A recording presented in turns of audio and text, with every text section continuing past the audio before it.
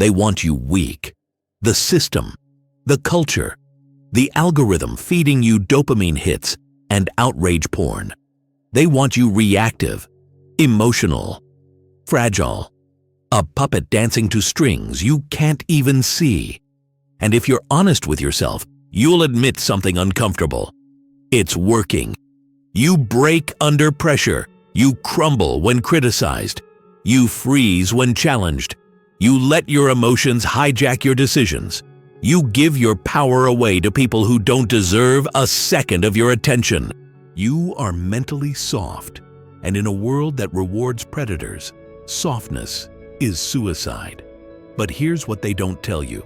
2,000 years ago, men ruled empires, survived slavery, faced execution, and endured plagues without therapy apps, without motivational Instagram quotes, without any of the comfort you take for granted.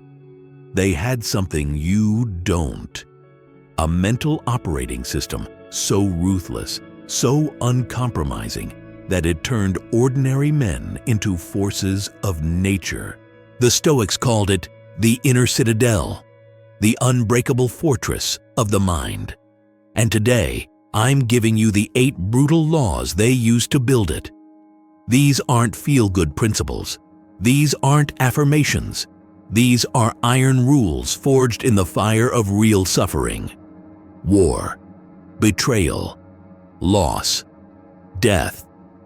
By the end of this video, you'll have the exact framework Marcus Aurelius used to rule Rome without losing his mind.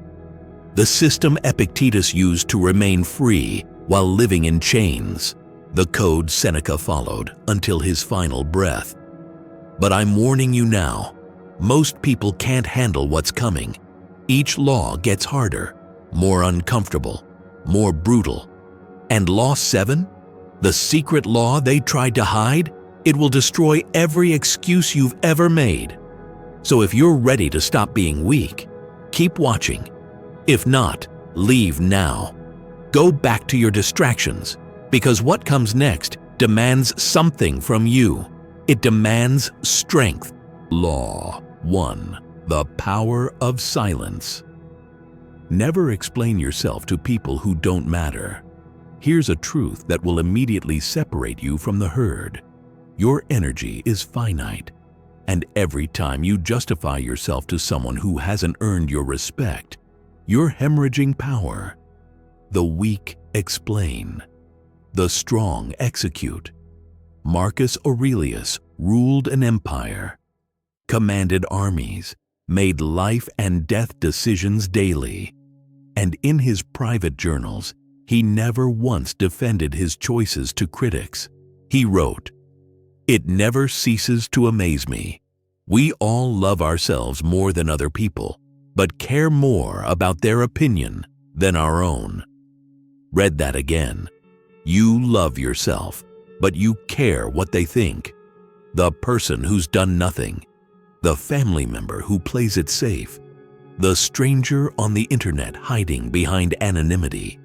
You're giving your mental real estate to people who haven't earned a square inch of it. Stop. Here's the Stoic code. Silence is dominance. When someone attacks you, questions you, doubts you, your instinct is to defend, to prove yourself, to win the argument. That's ego. And ego is weakness. The Stoics understood that explaining yourself to fools is playing a game you can't win, because they're not looking for truth. They're looking for validation of their own mediocrity. So you do something radical. You say nothing. You let your actions speak. You let your results answer. You let time prove you right. And here's what happens. The silence unsettles them. Your refusal to engage strips them of power. They expect a reaction, and when you give them nothing, they reveal themselves as irrelevant. Seneca said it perfectly. The best answer to anger is silence. But this law goes deeper. Silence isn't just external, it's internal. Stop explaining yourself to yourself. Stop the endless mental loops justifying why you did what you did, why you deserve what you want, why you're not as far along as you should be. Act. Then, move forward. The modern world has turned everyone into performers, constantly announcing their intentions, their struggles, their comebacks, talking. The Stoics were operators. They moved in silence, built in silence, conquered in silence. And when the world finally noticed, it was too late to stop them. This is law. 1. Withdraw your energy from people and thoughts that don't serve your mission. Silence the noise. Become unreachable. But if you think that's hard, wait until you hear Law 2, because it requires you to do something that feels insane. Law 2. Amor Fati. Love your fate. Transform every disaster into fuel. Let me ask you something. What would you do if I told you that the worst thing that ever happened to you was actually the best thing? You'd call me insane. But that's exactly what the Stoics demanded of themselves. Amor Fati. Love your fate. Not tolerate it. Not accept it. Love it. Every betrayal, every loss, every failure, every moment where life crushed you, look at it and say, "This is exactly what I needed." Sounds delusional, right? It's not. It's the ultimate power move. Because here's the truth. You can't control what happens to you, but you can control what you make it mean. Marcus Aurelius lost almost all of his children to plague. He was constantly at war. He was surrounded by senators plotting his assassination. His wife likely betrayed him. And yet, in his darkest moments, he wrote, "The impediment to action advances action. What stands in the way becomes the way." He didn't just accept his suffering, he weaponized it. Every obstacle became training.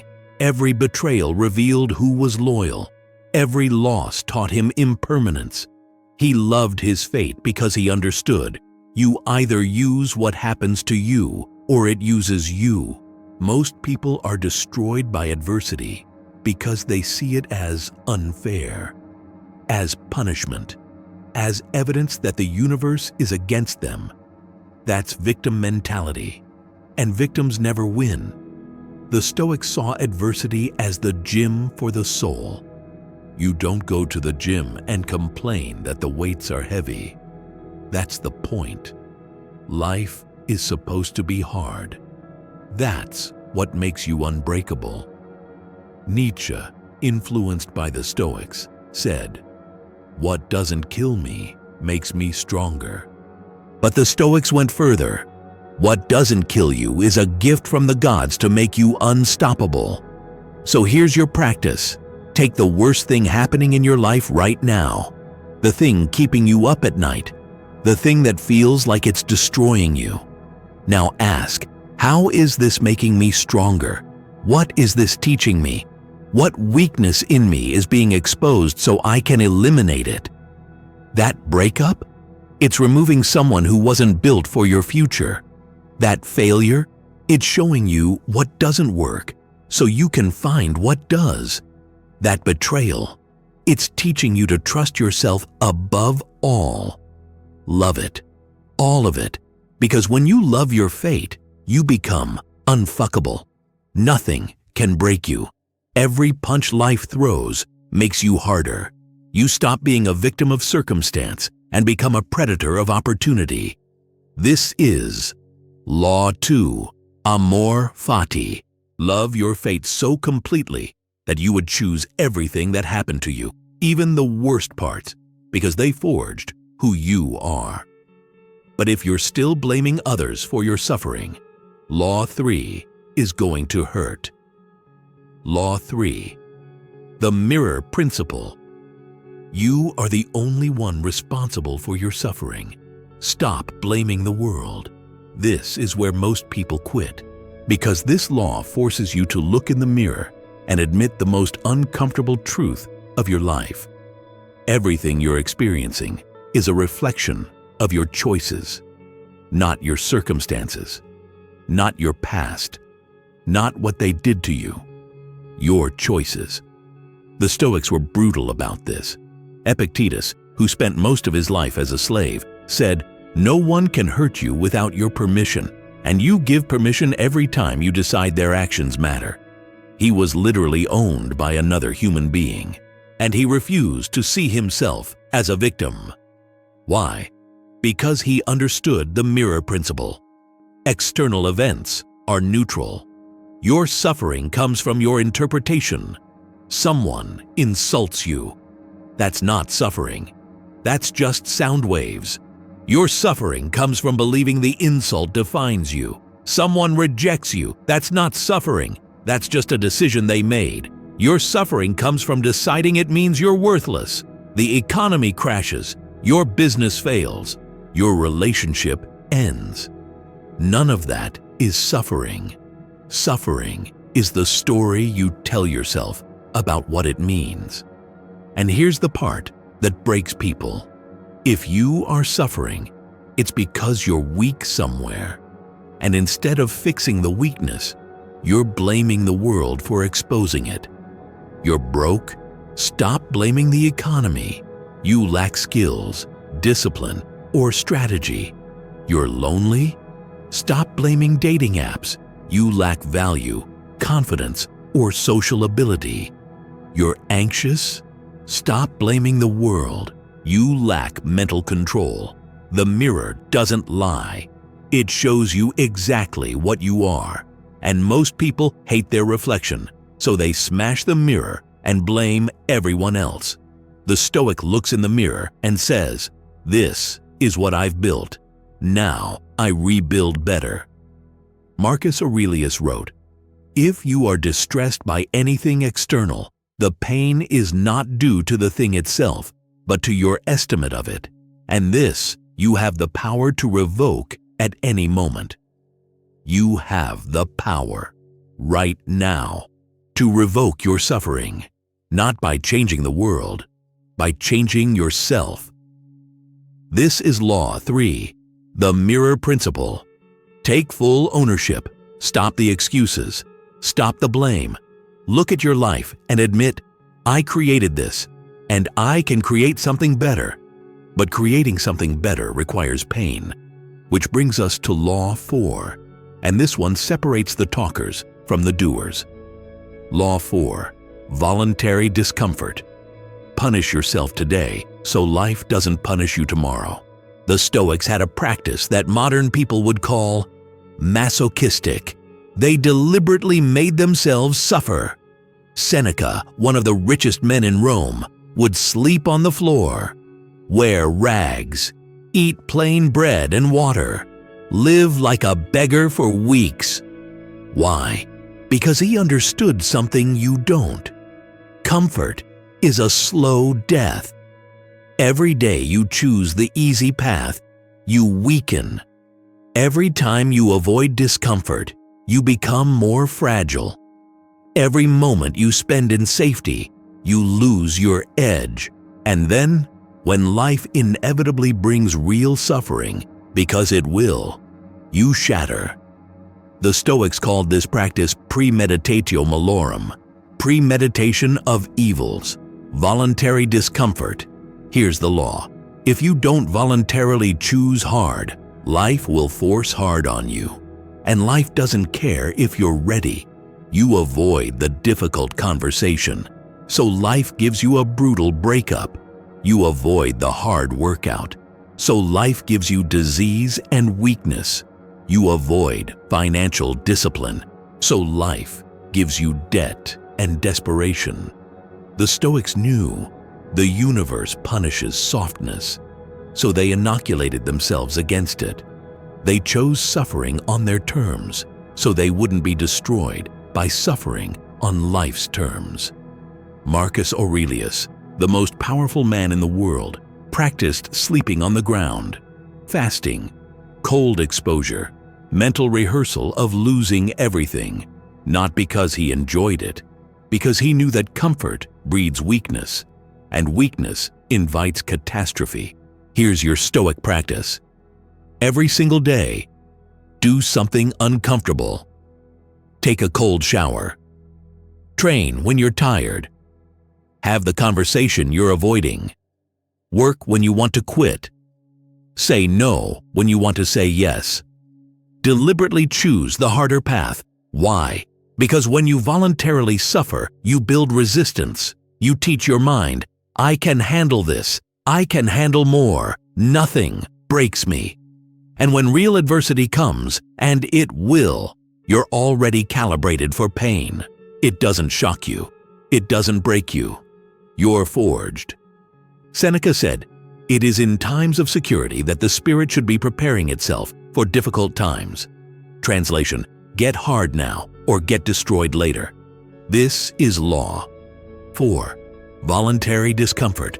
Choose pain daily, not to suffer, but to become someone who can't be broken by suffering. Now, if you've made it this far, you're already in the top 10%. Most people quit when things get uncomfortable.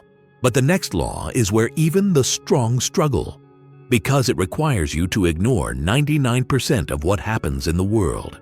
Law 5. The Dichotomy of Control. The brutal art of ignoring 99% of what happens in the world. This is the core of Stoic philosophy, the nuclear reactor that powers everything else, and it's devastatingly simple. There are things you control, and things you don't. Master this distinction, and you become unbreakable. Ignore it, and you'll suffer your entire life. Epictetus taught this as the first lesson to every student. Some things are within our power, while others are not. Within our power are opinion, motivation, desire, aversion, and, in a word, whatever is of our own doing. Not within our power are our body, our property, reputation, office, and, in a word, whatever is not of our own doing. Most people spend 90% of their energy on things outside their control, worrying about what people think, stressing about the economy, obsessing over outcomes they can't guarantee, trying to control other people's behavior, opinions, decisions. It's mental suicide. Because when you invest energy in what you can't control, you become powerless, anxious, reactive, a leaf in the wind. The Stoics were ruthless about this. You don't control whether you get the job. You control your preparation and performance. You don't control whether they love you. You control how you show up. You don't control the outcome of your business. You control your effort, strategy, and discipline. You don't control if you get sick. You control your lifestyle and response. Marcus Aurelius ruled the largest empire on earth. Millions of people, endless variables, constant chaos. And yet, he wrote, "You have power over your mind, not outside events. Realize this, and you will find strength." The Emperor of Rome, the most powerful man alive, admitted he had no power over outside events, only his mind. That's not weakness, that's clarity. And when you adopt this law, something radical happens. You stop being a victim, because victims focus on what they can't control. Externals, others, circumstances. Masters focus on what they can control. Internal, self, response. Here's the practice. Take a piece of paper, draw a line down the middle. Left side, things I control. Right side, things I don't control. Now list everything causing you stress, anxiety, or frustration. Be honest. Put each item in the correct column. Then make a vow. You will never again spend mental energy on the right side. Not 1 second worrying. Not 1 moment catastrophizing. Not 1 ounce of emotion. If it's outside your control, it doesn't exist. All your energy, 100% of it, goes to the left side, to what you can actually influence. This sounds simple. It's not. Because your ego wants to control everything. Your fear wants to prepare for every scenario. Your mind wants to obsess over what might happen. Discipline it. Seneca said, "Wild animals run from the dangers they actually see, and once they have escaped them, worry no more. We, however, are tormented alike by what is past and what is to come." You're suffering from things that haven't happened. Things you can't control. Ghosts. Stop. This is Law 5, the Dichotomy of Control. Withdraw all energy from externals. Invest everything in internals. Master this, and you become immune to chaos. But even this law isn't as powerful as what comes next, because Law 6 will change how you see reality itself. Law 6, the view from above. See your problems as particles of dust in the cosmos. Marcus Aurelius had a mental technique so powerful it allowed him to face war, plague, betrayal, and the death of his children without breaking. He called it catalepsis, seeing things as they truly are. And here's what he saw. From the cosmic perspective, nothing you stress about matters. Nothing. Your embarrassment, your failure, your reputation, your worst fear coming true, all of it insignificant.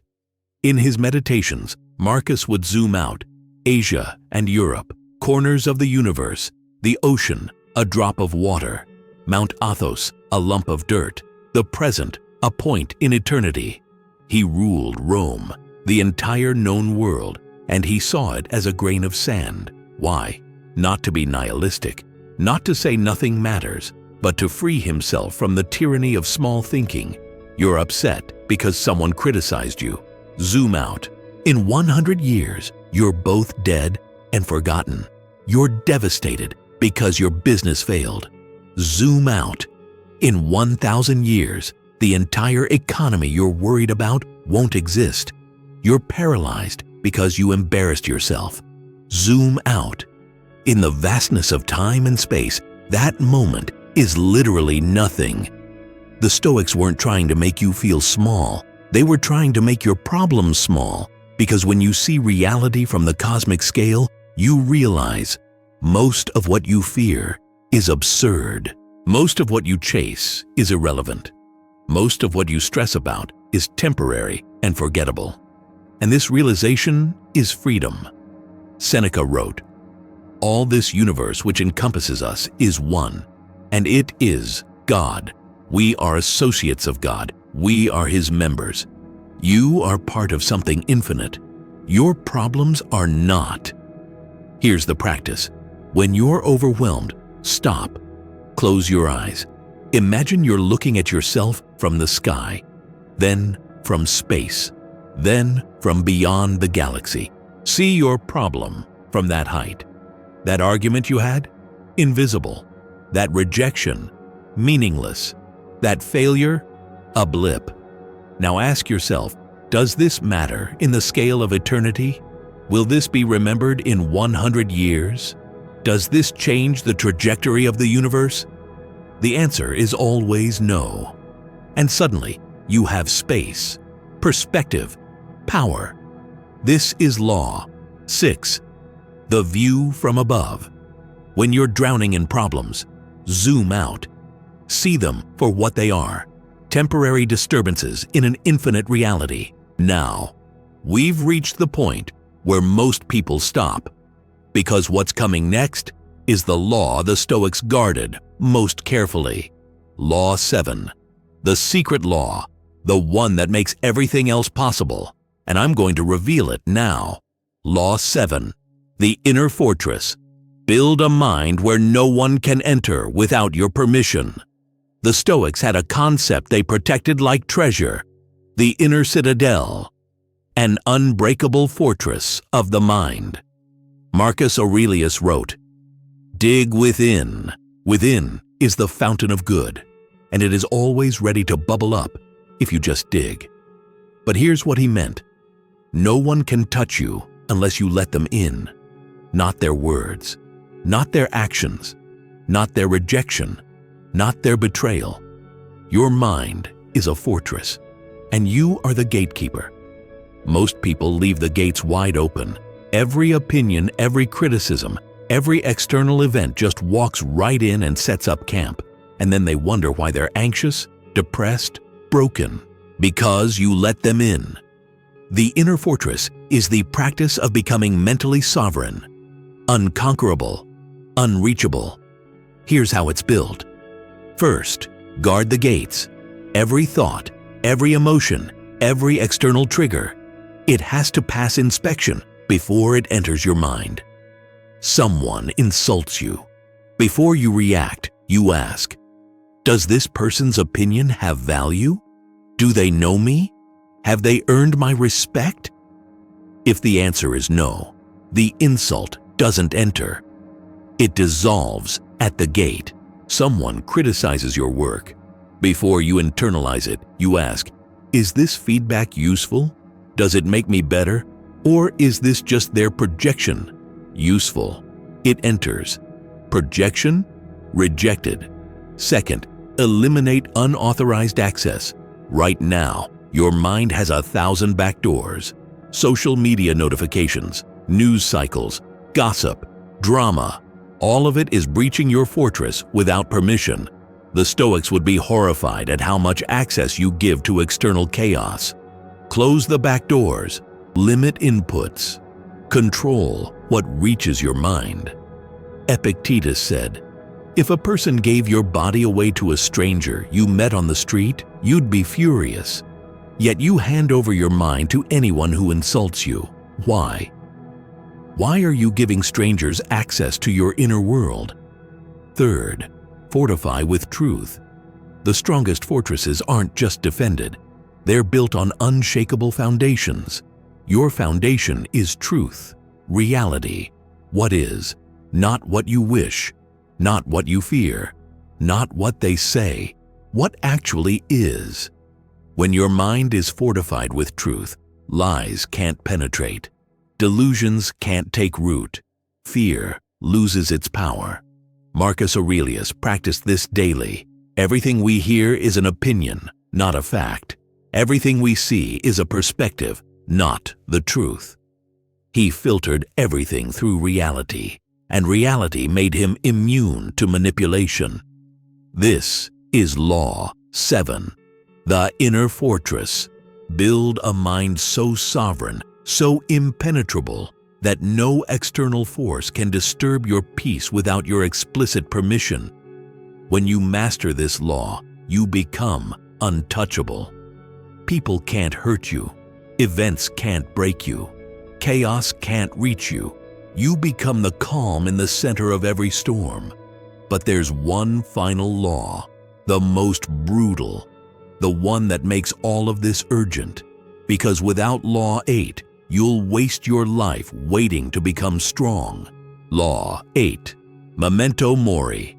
Use death as the whip for immediate discipline. Memento Mori. Remember you will die. The Stoics kept skulls on their desks, wore rings engraved with death symbols, started every day by imagining their last, not because they were morbid, because they understood death is the ultimate deadline, and most people waste their lives pretending it doesn't exist. You have plans for someday. You'll start that business someday. You'll have that conversation someday. You'll become who you're meant to be someday. Someday is a lie. You're going to die. Soon. Maybe today. Maybe in 50 years. But the clock is ticking and you don't know when it stops. Marcus Aurelius, the most powerful man on earth, wrote constantly about death. You could leave life right now. Let that determine what you do and say and think. Every decision he made was filtered through this question. If I died tonight, would I regret this choice? That's the power of Memento Mori. It obliterates procrastination, destroys hesitation, makes excuses impossible. You're afraid to start your business? You'll be dead before you know it. Start now. You're holding a grudge? You might never see them again. Let it go, or speak up now. You're waiting to become disciplined. You're dying. Every day you wait is gone forever. Seneca said it perfectly. It is not that we have a short time to live, but that we waste a lot of it. Life is long enough, and it's been given to us in generous measure for accomplishing the greatest things if the whole of it is well invested. You have time, but you're burning it, scrolling, complaining, hesitating, waiting for permission, waiting to feel ready, waiting for the perfect moment. There is no perfect moment. There's only now, and now is running out. The Stoics used death as fuel. Every morning, they imagined it was their last, and then they acted accordingly, with urgency, with focus, with purpose. Here's your practice. Every single morning, before you do anything else, say this out loud: I will die. Today might be my last day. If it is, what matters? What would I regret not doing? Then do that thing. Not tomorrow, not when you feel ready. Today. Because Memento Mori isn't about fear. It's about clarity. Death strips away the bullshit. It reveals what actually matters. And when you live with death as your advisor, you stop wasting time on things that don't. This is Law 8. Memento Mori. Remember, you will die. Let that urgency kill your excuses and ignite your action. Live like someone who knows the clock is ticking, because it is. So there they are, 8 brutal Stoic laws that will forge you into someone mentally unbreakable. The power of silence. Never explain yourself to people who don't matter. Amor Fati. Love your fate. Transform disasters into fuel. The mirror principle. You are responsible for your suffering. Stop blaming. Voluntary discomfort. Punish yourself today, so life doesn't tomorrow. The dichotomy of control. Ignore what you can't control. Master what you can. The view from above. See your problems as dust in the cosmos. The inner fortress. Build a mind no one can enter without permission. Memento Mori. Use death as the whip for immediate action. These aren't suggestions. They're not motivational quotes for your Instagram story. They're the operating system Marcus Aurelius used to rule an empire without losing his mind. The code Epictetus followed to remain free while living in chains. The discipline Seneca practiced until his final breath. And now you have it. But here's the truth. 99% of people who watched this video will do nothing with it. They'll nod along, feel inspired for 10 minutes, and then go back to being weak. They'll keep explaining themselves, keep blaming others, keep avoiding discomfort, keep worrying about things they can't control. They'll stay soft, breakable, victims. If you're among the few who made it to the end, you've already proven you're different. You're not looking for easy answers. You're not here for comfort. You're here to become unbreakable. So here's what you do next. Choose one law, just one, the one that makes you the most uncomfortable, and practice it for the next 30 days. Not perfectly, not flawlessly, but daily. Build the habit, forge the discipline, become the person who doesn't break. And if you want to continue this path, if you're ready to build a mind that can withstand anything this world throws at you, subscribe to Stoic Forge. This isn't a channel. It's a brotherhood of people who refuse to be weak. Or don't. Stay where you are. Keep doing what you've been doing. The choice is yours. But remember, the world doesn't care about your potential. It cares about what you do with it. The Stoics are dead, but their wisdom is immortal. And now, it's yours. Use it or lose it. You have power over your mind, not outside events. Realize this. and you will find strength. Marcus Aurelius.